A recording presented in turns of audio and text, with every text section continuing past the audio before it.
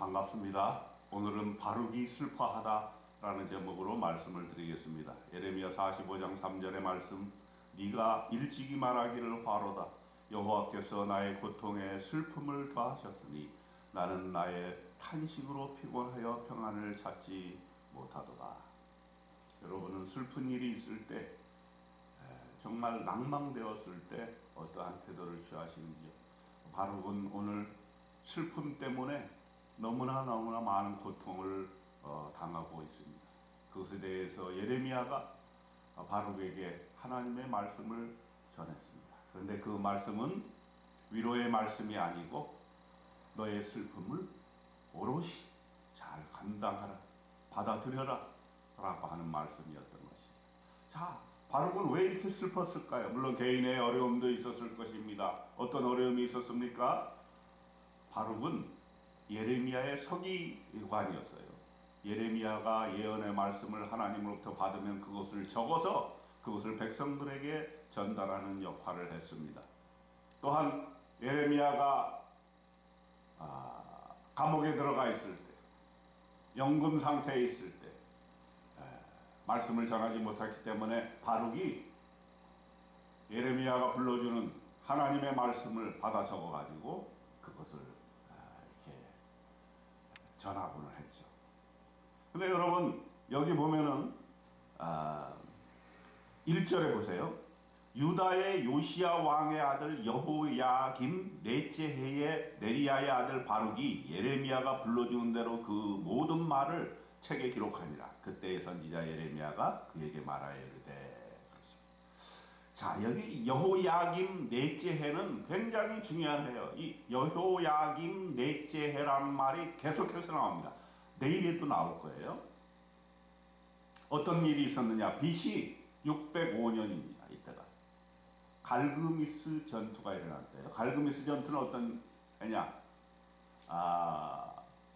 이게 신흥 제국 바벨론이 일어나고, 그 다음에 예전에 제국이었던 아수르가 멸망하면서 잔존 세력이 남아있고, 애굽은 바벨론의 부상을 참아내지 못하고 아주 초기에 진압을 해야 되겠다고 애굽 군대가 갈그미스로 진격을 합니다.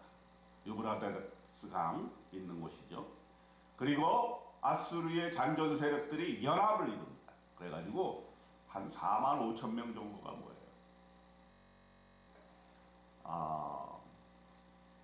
그보다 훨씬 적은 숫자, 예레미야 시대에 그 신흥 바벨론이 거기서 갈그미스의 전투에서 애국을, 그 연합군을 보기 좋게 물리칩니다.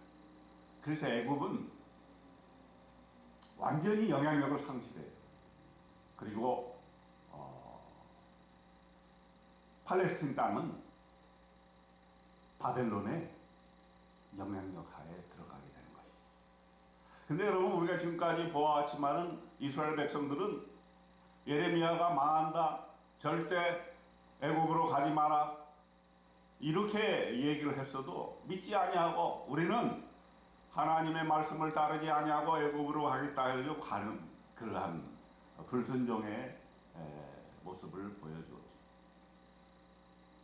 그리고 또 이 바룩의 입장에서 보면은 말씀을 전했는데, 그때 겨울 궁전에서 이 여호야김이 어떻게 했습니까? 그 말씀을 들려주면 화롯가에 앉아가지고 그 말씀을 한 장씩 베어내가지고 화롯불에 던져가지고 태워버렸어요. 다 잘라서 태워버렸어요. 참으로 정말 있을 수 없는, 어처구니 없는 일을 바룩은 경험했던 것입니다. 자, 그러자 바룩의 슬픔이 더 깊어졌습니다. 도대체 내가 할 수 있는 일은 뭐냐? 우리의 민족, 우리의 예루살렘은 도대체 어떻게 된 것인가? 적과 꿀이 흐르는 약속의 땅인 이 땅을 우리가 완전히 적에게 내어주고, 이제 하나님은 예루살렘 성전에 계시지 아니하고 성전도 파괴되고 예루살렘 성벽도 파괴되고 이러한 나라를 잃은 그 슬픔에 젖어서 이렇게 자기의 고통을 얘기하고 있는 것입니다. 이렇게 슬픔에 잠겨 있는 바룩에게 예레미야는 하나님의 말씀을 전합니다. 2절 보세요. 바룩아 이스라엘의 하나님 여호와께서 내게 이같이 말씀하셨느니라. 3절 보세요. 오늘의 요절입니다. 네가 일찍이 말하기를 화로다. 여호와께서 나의 고통에 슬픔을 더하셨으니 나는 나의 탄식으로 피곤하여 평안을 찾지 못하도다. 완전히 번아웃된 바룩을 보게 됩니다. 나의 고통에 하나님께서 슬픔을 더하셨다는 것입니다. 이런 경험 여러분 하신 적이 있습니까? 아마도 인생에 한두 번쯤은 이런 경험이 있었을 것입니다. 고통 가운데서 눈물 콧물 다 짜내도 더욱 슬픔만 오는 그런 슬픔의 계절이 우리에게는 있는 것입니다. 그래서 바룩은 이렇게 외쳤죠. 나는 나의 탄식으로 피곤하여 평안을 찾지 못하도다.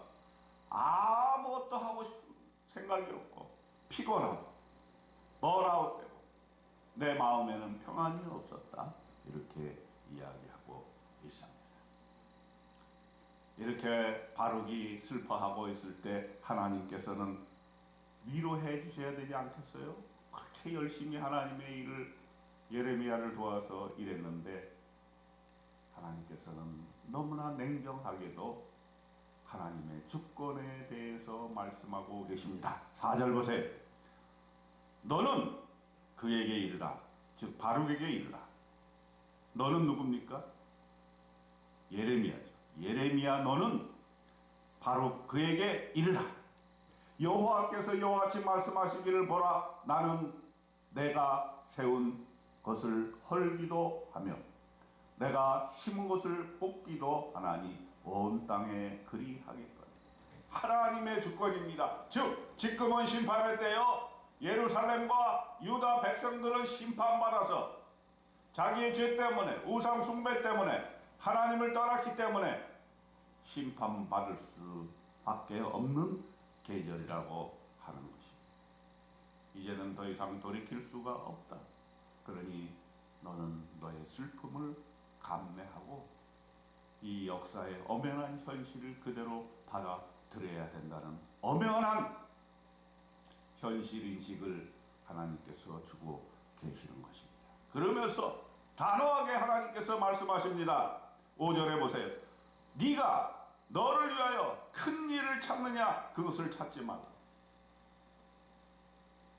내가 어떻게 이 나라를 회복해 보겠다. 내가 독립투사가 되겠다. 그렇게 하지 마. 이 나라는 이미 멸망당하게 되어 있다라고 하는 것입니다. 내가 모든 육체에 재난을 내리겠다고 한 그 약속을 지킬 것이다. 하나님께서는 반드시 그 잘못에 대해서 죄에 대해서 벌을 내리시겠다고 말씀하시는 것입니다.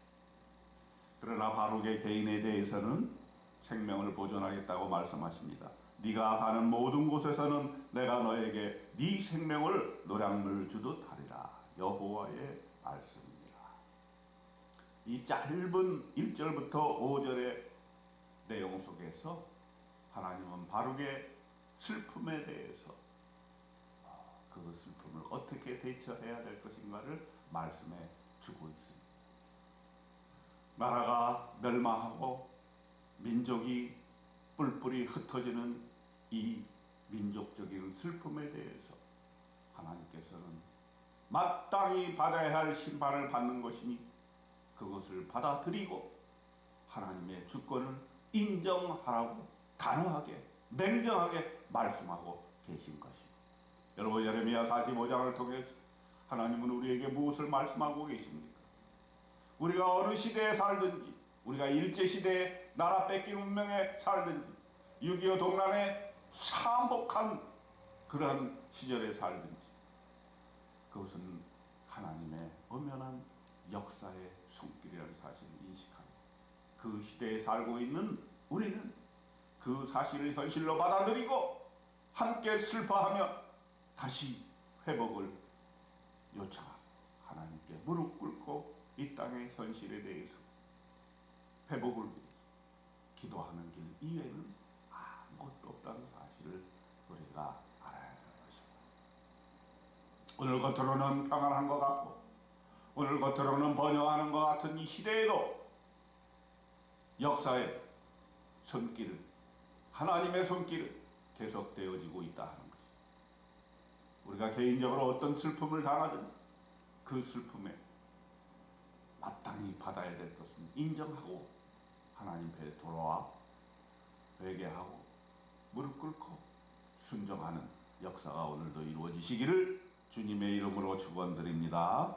아멘.